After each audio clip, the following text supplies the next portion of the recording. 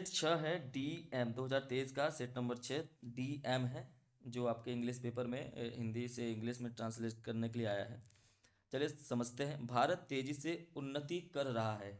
जब भी किसी भी सेंटेंस के अंत में रहा है, रही है, रहे हैं आते हैं, तो उसमें ईच, एम और आर के साथ वर्ब की ING फॉर्म यूज कर सकते हैं। ये ING फॉर्म वही होगा जिसमें रहा है, रही है लगे होंगे। तो यहाँ पे उन्नति कर रहा है, तो उन्नति करना मतलब क्या होता है, तो आप कहेंगे कि एडवांस होना। तो एडवांस में ही आपको वर्ब की ING फॉर्म लगाना है। तो पहले तो सब्जेक्ट लिखेंगे भारत, INDIA, इंडिया। इंडिया के साथ आता है इज, क्योंकि सिंगुलर है तो इंडिया इज। तो कहेंगे कि तेजी से मतलब फास्ट, FAST। उन्नति कर रहा है तो आप एडवांसिंग कर सकते हैं, ADVANCING। India is fast advancing. अगर यह एक प्रगतिशील देश है, यहाँ पे सब्जेक्ट दिस का यूज नहीं करेंगे, आप यहाँ पे यूज करेंगे इट का। It is a progressive country, progressive country. तो ये आपका एक सेंटेंस दो से कंप्लीट हुआ। जनसंख्या और बढ़ती कीमतें बड़ी समस्याएं हैं। तो सबसे पहले जनसंख्या और ये जो बढ़ती कीमतें हैं इसको लिखिए, जन पॉपुलेशन। पॉपुलेशन एंड क्या है, बढ़ती कीमतें, मतलब राइजिंग प्राइजेस, राइजिंग प्राइजेस,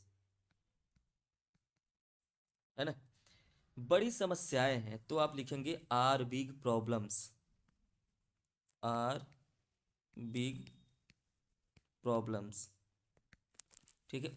अगर आपको कोई चीज़ में प्रॉब्लम हो रही है तो आप उसे कमेंट कर सकते हैं, पूछ सकते हैं और एडवाइस भी दे सकते हैं। ठीक है। आगे है कि यदि हम, यदि का मतलब होता है इफ़, हम का मतलब होता है वी। यदि हम, इफ़ वी, नियंत्रित कर लें किसे, इन्हें, इफ़ वी आर, है ना, क्या यूज करेंगे, if we are able to control, if we are able to control, if we are able to control किन्हें, इन्हें। इन्हें के लिए हम क्या यूज करेंगे, देम, है ना। If we are able to control them. अब यार क्या है, तो आप लिखेंगे देन आवर कंट्री, हमारा देश महान बन सकता है। Our country can become a great nation, our country can become a